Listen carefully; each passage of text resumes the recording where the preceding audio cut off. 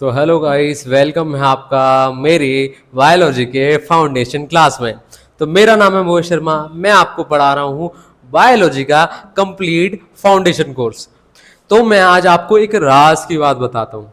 कैसी राज की? मेरी राज की बात नहीं मेरी राज की बात नहीं बता रहा मैं। एक सेल के अंदर राज की बात बताऊं। कौन से सेल? यूकैरियोट सेल के अंदर एक राज की बात बताता हूं। जैसे हमने पूरा सेल पढ़ा था, ये यूकैरियोटिक का सेल है ना। तो हमने इसके सारे ऑर्गेनल पढ़ लिए थे।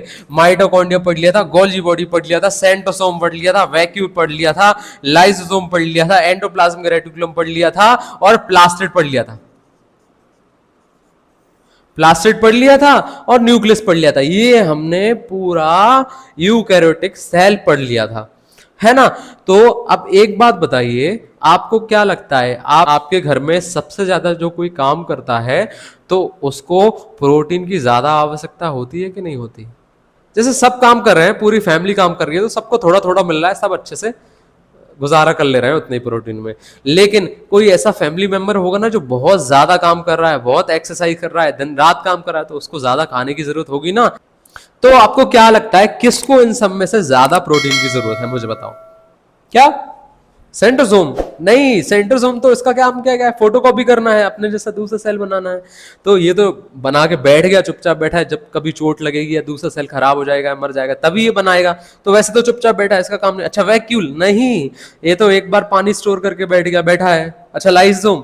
ये भी वही काम है भाई। कोई सेल मर गया है, उस पे उसके ऊपर उसको है ना इंटरसेलुलर डाइजेशन करना है, तब जाएगा उसके पास, तब उसके ऊपर अपना हाइड्रोलेटिक एसिड डालेगा, तब काम करेगा। वैसे तो खाली बैठा हुआ है। Endoplasmic reticulum? नहीं, ये भी स्ट्रेंथ दे दी इसने एक बार सेल को, बैठा हुआ है। तो गोल्जी बॉडी, इसका भी खुद का कुछ नहीं है, बस इसको माइटोकॉन्ड्रिया से ऊर्जा लेना है और जाना है, तब तक बैठे रहना है। फिर माइटोकॉन्ड्रिया बनाएगा, फिर लेगी, फिर जाएगा, बैठा है। हाँ, सही समझे, माइटोकॉन्ड्रिया। तो माइटोकॉन्ड्रिया ऐसे चीज है, सेल का ऐसा ऑर्गेनल है जो दिन रात काम कर रहा है। क्यों? O2 अपन तो दिन रात ले रहे हैं ना, O2 दिन रात ले रहे हैं। मैं सांस ले रहा हूँ, सांस से ही मेरा काम चल रहा है। तो O2 दिन रात ले रहे हैं, अपन लगातार ले रहे हैं और छोड़ रहे हैं। तो वो O2 का कहा जाती है? माइटोकॉन्ड्रिया में जाती है, अंदर कैप साइकिल चलती है, वो एटीपी फॉर्म होता है, इससे अपने को एनर्जी मिलती है। तो माइटोकॉन्ड्रिया दिन रात चल रहा है। तो भाई, जो दिन रात चल रहा होता है उसको प्रोटीन की ज्यादा जरूरत होती है ना। कोई बॉडी में जिम बना रहा होगा, मेरा मतलब है कोई जिम में बॉडी बना रहा होगा तो उसको प्रोटीन की ज्यादा जरूरत होती है कि घर में कोई बैठा है उसको ज्यादा जरूरत होगी? वैसे ही माइटोकॉन्ड्रिया ज्यादा काम कर रहा है तो उसको प्रोटीन की ज्यादा जरूरत है। लेकिन जो राइजोसोम है वो तो उतना ही प्रोटीन बनाता है। ये क्या बताता है? प्रोटीन बनाता है, सब में डिवाइड कर देता है, सब में थोड़ा थोड़ा थोड़ा, तुम ले लो, तुम ले लो, तुम ले लो, थोड़ा थोड़ा ही देता है। तो भाई इसकी नीड तो ज्यादा है, इसकी नीड तो ज्यादा है, इसको ज्यादा क्या किसकी जरूरत है? प्रोटीन की जरूरत है काम करने के लिए। तो भाई इसके अंदर एक राज है जो ये किसी चीज को नहीं बताता है। ये अपने अंदर छोटी सी एक प्रोटीन फैक्ट्री और रखा हुआ है। जैसे राइसोसोम है ना एक प्रोटीन फैक्ट्री, वैसे ही माइटोकॉन्ड्रिया के अंदर भी राइसोसोम रख के बैठा है कि भाई मैं अपने अंदर पहले से ही रख लेता हूं राइसोसोम जो मुझे प्रोटीन बना के देता रहेगा। और ये तो सबको दे ही रहा है, साथ में मुझे और प्रोटीन की जरूरत है तो मैं अपने अंदर ही प्रोटीन फैक्ट्री बना लेता हूं कि मुझे मिलता रहेगा। लेकिन किसी को बताता नहीं है, किसी को कानो कान खबर नहीं होने देता कि भाई मेरे पास ही प्रोटीन फैक्टर। नहीं तो ये मानने लगेगा, कहीं वैक्यूम बोलेगा मुझे भी दे, मुझे भी दे, कहीं गोल्जी बॉडी बोलेगा मुझे भी चाहिए, मुझे भी चाहिए। तो क्या होता है, ये बताता नहीं है माइटोकॉन्ड्रिया कि मेरे पास ही प्रोटीन फैक्ट्री है। तो इसके अंदर कौन सा राइबोसोम पाया जाता है? इसके अंदर 70S छोटा वाला राइबोसोम पाया जाता है। किसके अंदर? माइटोकॉन्ड्रिया के अंदर। तो तुमसे क्वेश्चन पूछेगा बाबू कि यूकैरियोटिक सेल में प्रोकैरियोटिक का गुण किसमें पाया जाता है? किसमें? माइटोकॉन्ड्रिया में। हमने पढ़ाई करी थी ना कि प्रोकैरियोटिक में 70S राइबोसोम पाया जाता है। करी थी ना? नहीं करी? प्रीवियस वीडियो जाके देखो इस चैनल पे, इसको खोलो, उसके अंदर बहुत वीडियो डले हैं, उसमें पढ़ाई करो, सब फ्री ऑफ कॉस्ट है। आ जाओ वापस टॉपिक पे आओ। तो क्वेश्चन पूछेगा कि कौन सा ऐसा यूकैरियोटिक सेल है, सेल का ऑर्गेनल है जिसमें प्रोकैरियोटिक के गुण पाए जाते हैं? तो किसमें पाए जाते हैं? वो पाए जाते हैं माइटोकॉन्ड्रिया के अंदर। क्यों? क्योंकि इसके अंदर 70S राइबोसोम पाया जाता है। ये छुपा के रखता है राइसोसोम का काम क्या है? वो प्रोटीन बनाता है। क्यों? क्योंकि भाई माइटोकॉन्ड्रिया दिन रात काम कर रहा है, तो इसको प्रोटीन की जरूरत पड़ रही है ज्यादा, इन सबसे ज्यादा, इसलिए इसको प्रोटीन की जरूरत है, तो इसको अंदर छुपा के रखता है। मैं देखिए आपको डायग्राम में बताता हूं, एक सेकंड देखिए। जैसे ये राइसोसोम है, ये राइसोसोम है, ये इसकी इनर वॉल से, इसको क्रिस्टी बोली थी हमने, याद हो क्रिस्टी पढ़ी थी। क्रिस्टी के अंदर क्रैप साइकिल चलती है, एटीपी फॉर्म होते हैं। तो ये दिख रहा है, ये छोटे छोटे, ये जूम कर देते हैं थोड़ा सा, ये दिख रहा है, ये डॉट्स है ना जो, ये उसकी खुद की प्रोटीन फैक्ट्री है। कौन सी? राइसोसोम प्रेजेंट है किसके अंदर? माइटोकॉन्ड्रिया के। कौन से? 70S वाले राइबोसोम प्रेजेंट है किसके अंदर? माइटोकॉन्ड्रिया के अंदर। समझ में आया माइटोकॉन्ड्रिया कितना उल्लू बनाता है? ये बेचारे तो किस पे निर्भर है प्रोटीन के लिए? ये इस पे राइसोसोम पे निर्भर है। कौन? ये दूसरे ऑर्गेनल, ये दूसरे ऑर्गेनल। क्यों? कि भाई ये बनाता होगा, ये थोड़ा थोड़ा थोड़ा थोड़ा बना दिया इसने, अब थोड़ा थोड़ा थोड़ा प्रोटीन सब में बांट देता होगा। और ये जो माइटोकॉन्ड्रिया ना बहुत चालाक है, इससे भी प्रोटीन लेता है कि तू भी दे मुझे, और खुद के अंदर भी प्रोटीन बनाता है कि मैं भी अपना प्रोटीन मिला के अच्छे से बनाऊंगा अपने अंदर ज्यादा काम करूंगा। तो भाई माइटोकॉन्ड्रिया के अंदर 70S राइबोसोम पाया जाता है, किसमें? यूकैरियोटिक सेल में। अच्छा, अब आपको क्या लगता है इनमें से और किस में भी ऐसा होना चाहिए भाई वो बहुत ज्यादा काम कर रहा है कि उसको भी थोड़ी ज्यादा प्रोटीन की जरूरत है, तो उसको भी क्या उसके अंदर भी ऐसा कुछ होना चाहिए? क्या लग रहा है? क्या लग रहा है बताओ? लाइसोम, ये तो पहले से ही बना रहा है, ये तो बना ही रहा है ऑलरेडी, ये क्या करेगा? लाइसोम नहीं, इसका काम भी वो नहीं है। मैंने पहले बताया कि भाई जब कोशिका कोई मर जाएगी, डेड हो जाएगी, या फिर इसको सेल में डाइजेशन करना होगा, तब उसके पास जाएगा, बाकी उस पर हाइड्रोक्लोरिक एसिड डालेगा, बाकी टाइम में बैठा रहेगा। वैक्यूल, इसका कुछ काम नहीं है, बस पानी स्टोर करके बैठ जाएगा। सेंट्रोसोम, इसका भी कुछ काम नहीं है, जब सेल मर जाएगा या सेल डिवीजन करना होगा तभी एक्टिव होगा ये। गोल्जी बॉडी, ये भी बैठी है भाई, इसका खुद का कुछ नहीं है, ये माइटोकॉन्ड्रिया से ले रही है। फिर क्या लगता है? न्यूक्लियस, न्यूक्लियस कुछ काम नहीं है, बस ऑर्डर देता है, चुपचाप बैठ जाता है। और प्लास्टिड, याद आया अपन ने प्लास्टिड पढ़ा था, किस में पाया जाता है प्लास्टिड? प्लांट्स के सेल में पाया जाता है। किस में आते हैं प्लांट्स? यूकैरियोट्स में आते हैं। पढ़ा था ना प्लास्टिड। प्लास्टिड का काम क्या रहता है मेजर? वो पेड़ों को कलर प्रदान करता है। याद आया? प्लास्टिड के अंदर 3 सब कैटेगरीज पड़ी थी, क्रोमोप्लास्ट, ल्यूकोप्लास्ट, याद है आपको? तो ये क्या करता है? पेड़ों को कलर देता है, और प्लास्टिड ही खाना बनाता है। किसकी मदद से? क्लोरोफिल की मदद से, फोटोसिंथेसिस की मदद से। याद आ रहा है कुछ कुछ? तुम भूल जाते हो, हम नहीं मान रहे, हम नहीं खेल रहे। तुम घर पे भाई रिवीजन नहीं करते हो, मैं बनाता हूं उसको लिख लिया करो, उसको रिवीजन करा करो, बार बार दोहराओ, रोज दोहरा दोगे ना 2 दिन में बायो रट के फेंक दोगे। इतनी सिंपल तरीके से पढ़ाता हूं मैं 5th क्लास के बच्चों को, जैसे पढ़ा रहा हूं वैसे ही पढ़ाता हूं बाबू। आ जाओ। तो भाई ये प्लास्टिड है ना, इसको भी दिन रात काम करने की जरूरत है। क्यों? एक तो कलर दे रहा है किसको? पेड्स को, और दूसरा भाई स्टोरेज ऑफ फूड काम कर रहा है। कौन? प्लास्टिड, ल्यूकोप्लास्ट, याद है प्लास्टिड के अंदर ल्यूकोप्लास्ट, स्टोरेज ऑफ फूड। और तीसरा कलर देता है, ग्रीन कलर को छोड़ के सारे कलर देता है। कौन? क्रोमोप्लास्ट। याद है? तो भाई प्लास्टिड को भी किसकी जरूरत है? राइसोसोम की जरूरत है। कौन सा? 70S। तो दोबारा क्वेश्चन पूछेगा कि यूकैरियोटिक सेल में ऐसा कौन सा सेल ऑर्गेनल है जिसमें प्रोकैरियोटिक सेल के जैसे लक्षण या गुण पाए जाते हैं? तो वो कौन सा है? प्लास्टिड है भाई। ऑप्शन रहेंगे 4। सबसे पहले रहेगा माइटोकॉन्ड्रिया, माइटोकॉन्ड्रियम लगा देना है। अगर माइटोकॉन्ड्रिया नहीं रहा ऑप्शन में तो प्लास्टिड में लगा देना है, या फिर दोनों ही रहे ना और आया अब बोथ, तो अब बोथ पे लगा देना है। तो भाई ऐसा कौन सा ऑर्गेनल है सेल का यूकैरियोट्स में जिसमें प्रोकैरियोटिक का गुण पाया जाएगा? तो वो है माइटोकॉन्ड्रिया और प्लास्टिड, क्योंकि ससुरों के अंदर 70S राइबोसोम प्रेजेंट रहता है। इनको प्रोटीन की ज्यादा आवश्यकता है कंपैरिजन टू बाकी सेल ऑर्गेनल, क्योंकि वो मरे मरे काम कर रहे हैं, धीरे धीरे काम कर रहे हैं। ये लगे लगे दिन रात काम कर रहे हैं, दिन रात जुट रहे हैं, समझ रहे हो? तो वैसे ही माइटोकॉन्ड्रिया और प्लास्टिड के अंदर 70S राइबोसोम पाया जाता है, क्योंकि इनको ज्यादा प्रोटीन की आवश्यकता रहती है। और ससुरे किसी को बताते नहीं है, इन सबको कानो कान खबर नहीं है कि इनके पास भी प्रोटीन फैक्ट्री है। समझ रहे हो ना? तो राज की बात समझ में आ गई। आगे बढ़े, चलिए आगे बढ़ते हैं। अब देखिए हमने कंप्लीट सेल पढ़ लिया, यूकैरियोट्स और प्रोकैरियोट्स में डिफरेंस देख लिया कि दोनों में डिफरेंस क्या होता है, और सेल के सारे सेल ऑर्गेनल्स देख लिए कि इनका काम क्या होता है, इसका काम क्या होता है। और हम देखते हैं अब सेल में जो मेन पार्ट रहता है यानी सेल का ब्रेन रहता है। कौन रहता है सेल का ब्रेन? कमेंट्स में जल्दी बताओ कौन रहता है। तो जो सेल का ब्रेन रहता है या इंस्ट्रक्शन जो देता है सेल को, उसको क्या बोलते हैं? उसको न्यूक्लियस बोलते हैं। तो हम न्यूक्लियस की स्टडी करते हैं कि ससुरा में पाया कैसे जाता है, क्या पाया जाता है, तो वो सेल को ये इतने सारे इंस्ट्रक्शन दे कैसे देता है। हमने एक ओवरव्यू पढ़ा था ना कि न्यूक्लियस क्या होता है। न्यूक्लियस के अंदर जेनेटिक मटेरियल स्टोर रहता है, डीएनए स्टोर रहता है, उसमें इंफॉर्मेशन रहती है कि हमें काम क्या करना है, हमारे आने वाले बच्चे कैसे दिखेंगे, सुंदरता वाले दिखेंगे नहीं, मतलब उनमें 2 हाथ पैर रहेंगे, 2 आंखें पाई जाएंगी, ऐसे ही पढ़ा था ना कुछ। तो आइए उसको देखते हैं। तो देखो ये हमारा सेल है। किसका सेल है? यूकैरियोट्स यानी इंसानों का सेल देख रहे हैं। इसमें हमने माइटोकॉन्ड्रिया पढ़ लिया था, गोल्जी बॉडी पढ़ लिया था, वैक्यूल पढ़ लिया था, सेंट्रोसोम पढ़ लिया था, लाइसोसोम पढ़ लिया था, एंडोप्लाज्मिक रेटिकुलम पढ़ लिया था, राइसोसोम पढ़ लिया था, और प्लास्टिड भी पढ़ लिया था जो प्लांट सेल में था, हमने पढ़ लिया था। ठीक है। और हमने देखा था कि न्यूक्लियस रहता है इसमें, देखा था ना न्यूक्लियस। बताओ न्यूक्लियस की डिस्कवरी किसने करी? बताओ जल्दी, पढ़ाया ना पहले?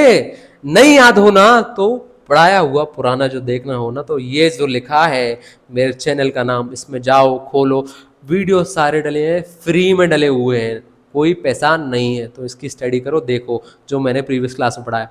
वापस आओ, जो सेल है यूकैरियोटिक सेल यानी हमारा सेल, तो उसमें न्यूक्लियस पाया जाता है।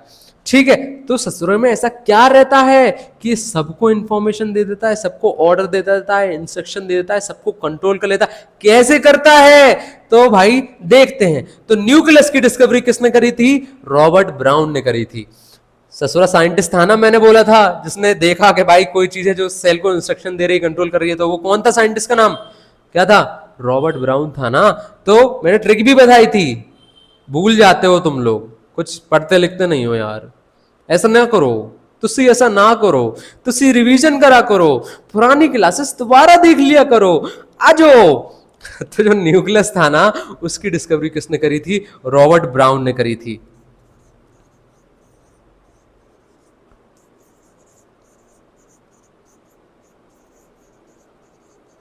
किसने करी थी न्यूक्लियस की डिस्कवरी? रॉबर्ट ब्राउन ने करी थी।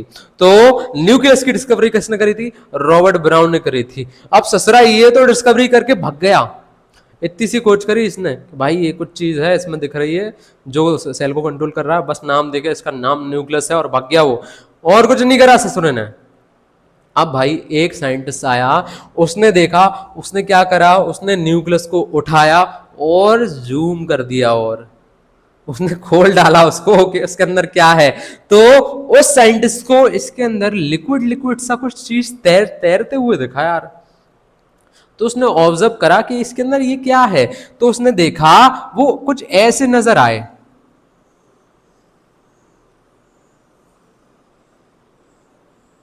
कुछ ऐसा ऐसा उसको स्ट्रक्चर नजर आया।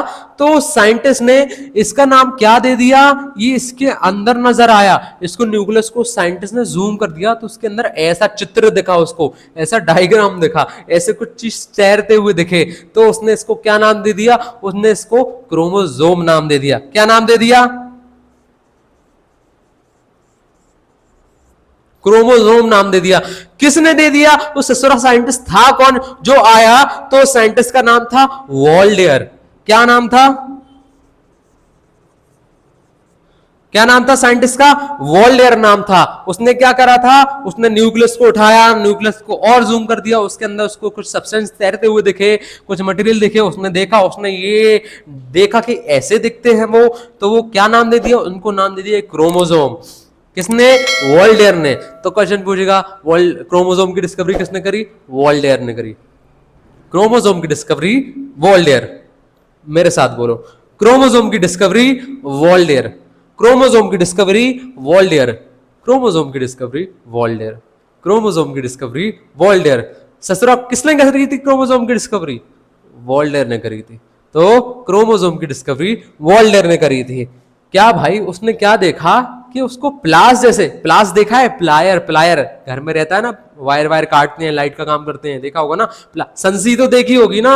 अब कुछ पकड़ते हैं भाई, संसी इतना कर रहा, एग्जाम्पल ले रहा हूं मैं, और क्या होगा इसका। संसी देखिए ना, ऐसी ऐसी रहती है। प्लायर देखा है ना, तो उसने ऐसी स्ट्रक्चर देखा किसके अंदर, न्यूक्लियस के अंदर। किसने, वॉल्डेयर ने। उसने उस स्ट्रक्चर को क्या नाम दे दिया, क्रोमोसोम नाम दे दिया। अब भाई ये जो क्रोमोसोम है ना, उसको पेयर्स में देखे, यानी ऐसे ऐसे दिखे, सिंगल सिंगल सिंगल, जैसे ये दो पार्ट दिख रहे हैं जुड़े।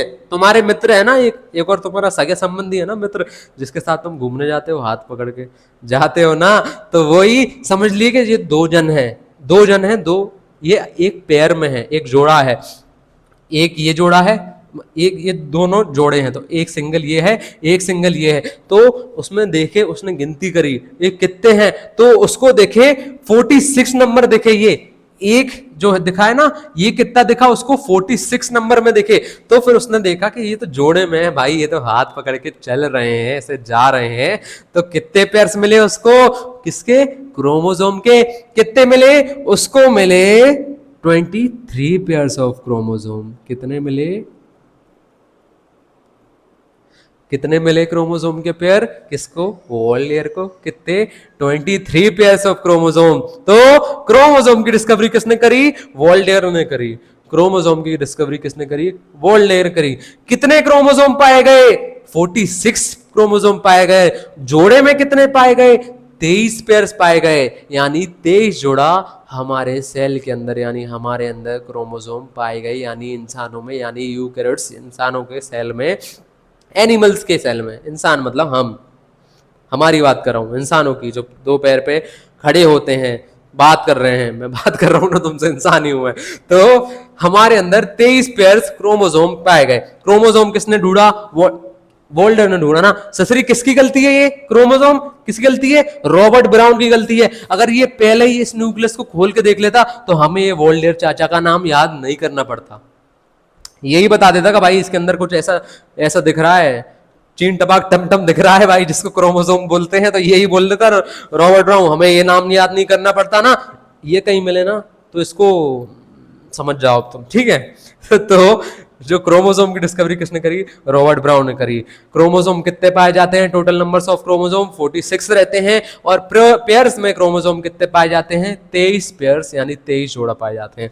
ये दिख रहा है, ये डायग्राम किसका है, ये ह्यूमन सेल का डायग्राम है। इसके अंदर ये न्यूक्लियस है पूरा। अब न्यूक्लियस को काट दिया गया, उसके अंदर क्या पाया गया है, लिक्विड सा पाया गया है, और लिक्विड के अंदर क्या भरे हैं, ये क्रोमोसोम भरे हैं। समझ रहे हो, आगे बता देता हूं मैं, अच्छे से बता देता हूं, देखो। और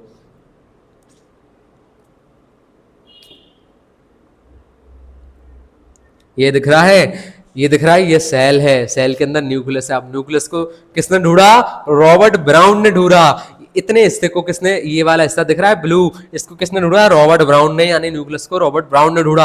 अब ये चाचा आए, वोल्डेयर चाचा आए, वोल्डेयर साइंटिस्ट जी आए, इसने न्यूक्लियस को पकड़ के जूम कर दिया। ये दिख रहा है जूम, ये दिख रहा है, इसको जूम कर दिया, इसके अंदर ये तैरती हुई चीज दिखी। उन्होंने देखा ये तो पेयर्स में दिख रहे हैं, जोड़ों में दिख रहे हैं। तो कितने जोड़े नजर आए, 23 पेयर्स नजर आए। किसने, किसको नजर आए, ये वोल्डेयर को नजर आए। वोल्डेयर चाचा आए थे ना, इसके बाद वोल्डेयर साइंटिस्ट जी आए थे ना, रॉबर्ट ब्राउन के बाद उन्होंने ढूंढा ना। तो ये उनको ऐसे फिगर दिखे, ऐसे फिगर को उन्होंने क्रोमोसोम नाम दे दिया। क्या नाम दे दिया, क्रोमोसोम नाम दे दिया। ऐसे प्लायर जैसे स्ट्रक्चर देखे न्यूक्लियस के अंदर, किसको, वोल्डेयर को, तो उन्होंने इसको क्रोमोसोम नाम दे दिया। जो न्यूक्लियस के अंदर स्ट्रक्चर पाए गए उनको क्रोमोसोम कहते हैं। क्रोमोसोम की डिस्कवरी किसने करी, वोल्डेयर ने करी। बस इतने डिस्कवरी करके बोल के चले गए इसमें 23 पेयर पाए जाते हैं, और भाग गए। ये भी गए, ये भी गए, किसके जैसे, न्यूक्लियस जो डिस्कवरी करी थी रॉबर्ट ब्राउन जी ने, उनके जैसे चले गए। इतनी से बोल के कि भाई इसके न्यूक्लियस के अंदर क्रोमोसोम पाया जाता है, क्रोमोसोम की डिस्कवरी मैं, वोल्डेयर ने करी, उसके अंदर 23 पेयर क्रोमोसोम पाए जाते हैं, नंबर्स में 46 होते हैं। अब उसके बाद एक और साइंटिस्ट आया। आया बेटा, साइंटिस्ट पढ़ना है, ये इसकी गलती है, इसकी गलती है, इसकी, ये रॉबर्ट चाचा की गलती है, ठीक है। तो भाई एक साइंटिस्ट और आया उसके बाद, कौन आया, कार्लसबर्ग। क्या नाम था उन चाचा का, जो साइंटिस्ट आए उसके बाद, किसके बाद, वोल्डर के बाद, उनका नाम था कार्लसबर्ग। क्या नाम था, कार्ल्सबर्ग आए, उन्होंने क्या किया, ये जो क्रोमोसोम था ना इसको उठाया और इसको उठा के तोड़ा, तोड़ का ऐसा करा ना, ओ स्प्रिंग सी बाहर आ गई, वाह। तो उन्होंने देखा या तो ये तो स्प्रिंग जैसा खुल गया यार, कैसा, इसको हिस्से को तोड़ा ना तो ये ऐसा खुलता चला गया, ऐसा खुलता चला गया भाई, इतना खतरनाक खोला किसने, कार्ल्सबर्ग ने। ये देख रहे हो, ये स्प्रिंग देखी है, स्प्रिंग देखी है, स्प्रिंग को खींचते हैं अपन, लंबी सी होती चली जाती है स्प्रिंग, ऐसे खुल जाती है। तो भाई जो कार्ल्सबर्ग आए उन्होंने क्या किया, इसको यहां से पकड़े खींचा ना तो ये स्प्रिंग सी होती चली गई। तो उन्होंने देखा ये क्या है, तो स्प्रिंग को उन्होंने डीएनए नाम दे दिया। किसने, कार्ल्सबर्ग ने। क्या, डीएनए नाम दे दिया, किसने दे दिया, कार्ल्सबर्ग ने। समझ में आ रही है बायोलॉजी, साइंटिस्ट ही बने ससुरों में। ठीक है, तो भाई कार्ल्सबर्ग ने डीएनए को देखा, तो क्वेश्चन पूछेगा DNA is first seen by Carlsberg. तो डीएनए जो है वो सबसे पहले कार्ल्सबर्ग ने देखा। DNA first seen by Carlsberg. मेरे साथ बोलो, आ जाओ, बोलो बोलो बोलो, पढ़ाई कर रहे हैं ना, बोलना पड़ेगा बेटू, आ जाओ। तो DNA first seen by Carlsberg, DNA first seen by Carlsberg, DNA first seen by Carlsberg. अच्छा, न्यूक्लियस की डिस्कवरी रॉबर्ट ब्राउन, क्रोमोसोम की discovery Waldeyer, DNA first seen by Carlsberg, DNA first seen by Carlsberg, DNA first seen by Carlsberg. लेकिन उन्होंने बस देखा कि भाई ये खिंचता चला जाता है, ये कुछ तो है खिंचता चला जाता है, उन्होंने उसको नाम दे दिया डीएनए, बस कुछ नहीं। अब भाई एक साइंटिस्ट दूसरा आया, आया आया साइंटिस्ट आया, एक और आएगा, आएगा अभी आएगा, ठीक है। तो भाई उसने देखा ये खिंच तो गया है लेकिन दिखता कैसा है, दिखता कैसा है, ये कैसा दिखता है, ये ऐसा दिखता है, कैसा दिखता है, ये ऐसा दिखता है। इसको जब जूम करेंगे ना तो ये जो डीएनए है वो इस तरह का दिखता है। तो ये जो डीएनए का मॉडल दिया ना, ये बोला ना कि साइंटिस्ट ने कि डीएनए ये ऐसा ऐसा दिखता है, ये दिख रहा है, ये डीएनए, ये दिख रहा है डीएनए, तो ये डीएनए ऐसा कैसे दिख रहा है, ये तो ये मॉडल है ना, डायग्राम है, चित्र बनाया, ये ऐसा चित्र बनाया, ये किसने बनाया, किसने इसका मॉडल दिया, रूपरेखा दी, तो वो थे वॉटसन एंड क्रिक। क्या थे उन साइंटिस्ट का नाम, उनका नाम था वॉटसन एंड क्रिक। तो क्वेश्चन पूछेगा डीएनए का जो डबल हेलिक्स मॉडल है वो किसने दिया है, वो वॉटसन एंड क्रिक ने दिया है। डबल हेलिक्स मतलब ये एक, भाई ये एक रस्सी और ये दूसरी रस्सी, समझ रहे हो, आपस में जुड़ी हुई है, तो ये डबल हेलिक्स हो गया। सिंगल हेलिक्स मतलब बोले तो एक, डबल हेलिक्स मतलब दो, समझ रहे हो। तो डबल हेलिक्स किसका, डीएनए का मॉडल किसने दिया, वॉटसन एंड क्रिक ने दिया।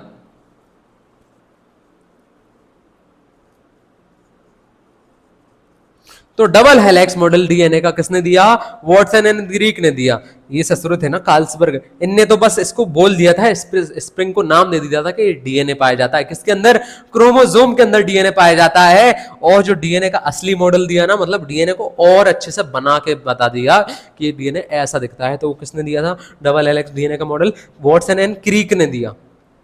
DNA model Watson and Crick, DNA model Watson and Crick, DNA model is given by Watson and Crick. Double helix DNA model is given by Watson and Crick. DNA model given by Watson and Crick. थक गया मैं तो, बहुत मेहनत लगती है बाबू पढ़ाने में, तो लाइक ठोक दो यार एक, देख रहे हो ना, लाइक ठोक दो वरना गुस्सा आ जाएगा मुझे, अच्छे से पढ़ा दूंगा दोबारा से फिर। आ जाओ, तो लाइक ठोक दो, ठीक है, और अपने मित्रों में शेयर भी कर दो, है ना। तो डीएनए का मॉडल वॉटसन, अब ये किसकी गलती है बाबू, ये किसकी गलती है, रॉबर्ट ब्राउन चाचा की गलती है। ये ससुर यही देख लेते इसको जूम करके तो क्रोमोसोम नजर आ जाता, यही क्रोमोसोम को खींच के देख लेते तो उसके अंदर डीएनए नजर आ जाता, और डीएनए को नाम दे देते कि भाई डीएनए डीएनए कहलाता है। तो कौन है, रॉबर्ट ब्राउन। किसकी गलती, रॉबर्ट ब्राउन की। मैं तो इसी को दोषी मानता हूं, इतने सारे साइंटिस्टों के नाम पढ़ने पड़ रहे हैं, ठीक है। अब भाई क्या हुआ, एक साइंटिस्ट और आए, आए आए बाबू, एक साइंटिस्ट और आए।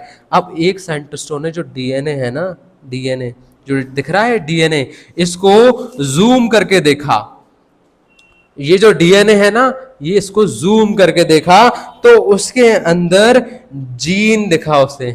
क्या दिखा? ये जो डीएनए है ना, ये देखिए। अब एक साइंटिस्ट दूसरे आए, उन्होंने इसको और जूम करा। जैसे डबल हेलिक्स मॉडल तो वॉटसन एंड क्रीक ने दे दिया ना, तो वैसे ही एक साइंटिस्ट वॉटसन एंड क्रीक के बाद आए, ठीक है, तो उन्होंने और जूम कर दिया डीएनए को। जो डीएनए किसने दिया? डीएनए का वो दे दिया, कैसे मॉडल? वॉटसन एंड क्रीक ने दे दिया। अब एक साइंटिस्ट साहब और आए, एक चाचा और आए, उन्होंने इसको और जूम कर दिया, तो इसके अंदर डीएनए के अंदर जीन पाए गए। जो पाया गया ना, जो इसके अंदर ये लाइन लाइन से दिख रही है, स्ट्रेन से दिख रहे हैं ना, तो इसको उसने जीन नाम दे दिया। क्या नाम दे दिया? जीन नाम दे दिया। तो जीन नाम किसने दिया? जीन नाम जॉनसन ने दिया। किसने दिया? जीन जॉनसन ने दिया। तो भाई ये जीन कहलाया, ये GENE, ये जीन कहलाया इसके अंदर। और ये डबल हेलिक्स मॉडल किसने दिया? ये मॉडल दिया वॉटसन एंड क्रीक ने। तो और वॉटसन एंड क्रीक के बाद एक साइंटिस्ट और आया, उसने डीएनए को और जूम कर दिया। जैसे डीएनए है ना, इसको उसने और जूम कर दिया, और जूम करके ये दिखा, इसके अंदर जीन्स पाए गए। क्या पाए गए? जीन्स पाए गए। तो जीन की खोज किसने करी? किसने करी? जोहानसन ने करी। तो जीन की खोज किसने करी? जोहानसन ने करी। जीन की खोज किसने करी? जोहानसन ने करी। जीन की डिस्कवरी किसने करी? जोहानसन ने करी। जीन की डिस्कवरी किसने करी? जोहानसन ने करी।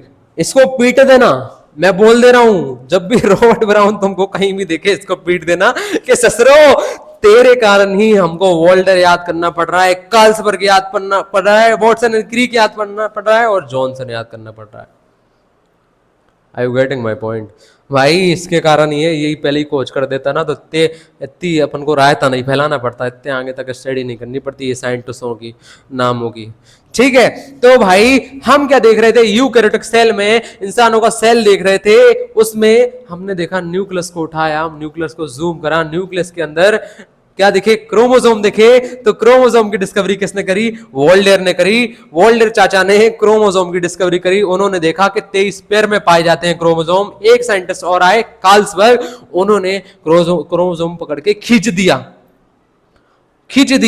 और जो खींचा हुआ स्प्रिंग जैसा जो क्रोमोसोम खींचा हुआ दिखा ना, तो उसको उसने नाम दे दिया डीएनए। तो DNA first seen by Carlsberg. एक चाचा और आए, एक साइंटिस्ट और आए, उन्होंने देखा कि भाई तूने खींच तो दिया, किससे बोला? कार्लसबर्ग से, कि तूने खींच तो दिया, तूने इसका नाम दे दिया डीएनए, लेकिन ये दिखता कैसा है? ये इसको दिखता कैसा है? तो साफ सुथरा डबल हेलिक्स मॉडल किसने दिया डीएनए का?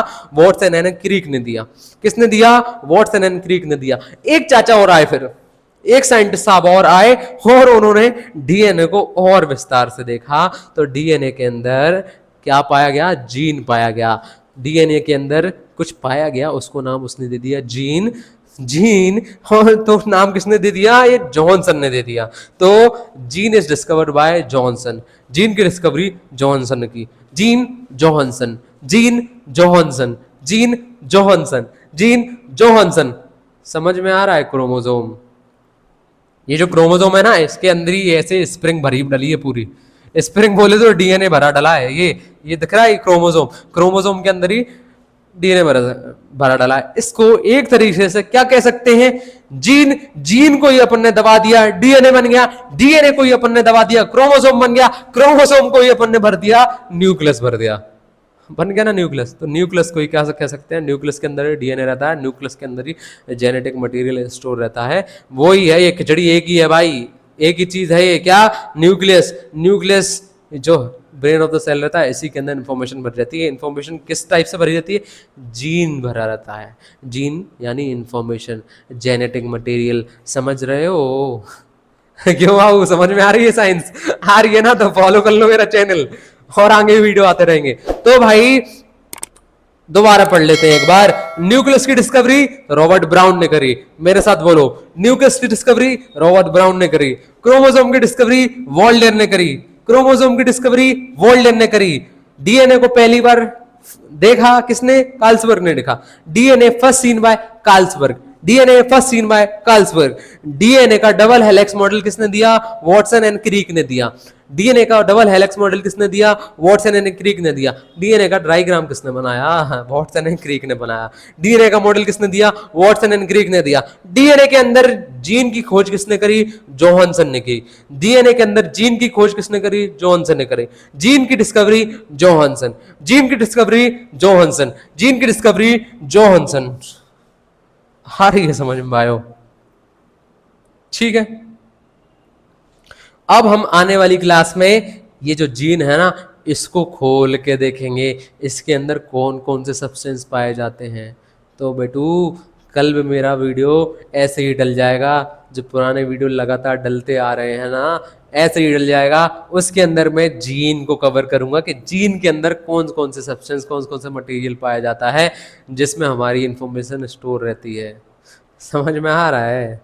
फॉलो कर लो मेरा चैनल, ठीक है। ये जो आपको साइड में नजर आ रहा होगा ना, ये मेरा सिलेबस है। मैं इसके अकॉर्डिंग आपको पढ़ाई करवाऊंगा, इसके अनुसार ही मैं तुम लोग को आगे स्टडी करवाऊंगा।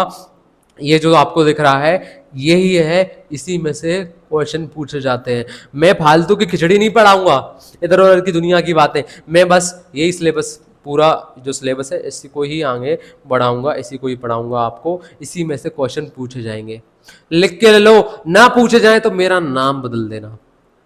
समझ में आ रही है बायोलॉजी? ये जो कोर्स है मेरा, ये पूरे एक साथ सारे स्टूडेंट्सों के लिए मिलके बना हुआ है। 11th भी आ गई इसमें, 10th भी आ गई इसमें, 12th भी आ गई इसमें, ग्रेजुएशन भी आ गई। सारे स्टूडेंट एक ही छत के नीचे पढ़ सकते हैं इसको बैठ के एक साथ। समझ रहे हो? तो ये जो मेरा फाउंडेशन का कोर्स है, इसको सब में स्प्रेड कर दो, सब में फैला दो कि भाई एक बंदा ऐसा है, एक बंदा ऐसा है जो ऐसे पढ़ाई करवा रहा है कि 10th 11th 12th सबका कोर्स उसने बना के रख दिया है। एक साथ फाउंडेशन का कोर्स करवा रहा है। उसी में से सारे गवर्नमेंट एग्जाम में क्वेश्चन देखने को मिल जाएंगे तुमको। समझ में आ रही है? मिलते हैं अगले वीडियो में। फॉलो कर लो, लाइक कर लो, सब्सक्राइब कर दो। मैं हूं मोहित शर्मा, आप पढ़ रहे थे बायोलॉजी का फाउंडेशन कोर्स।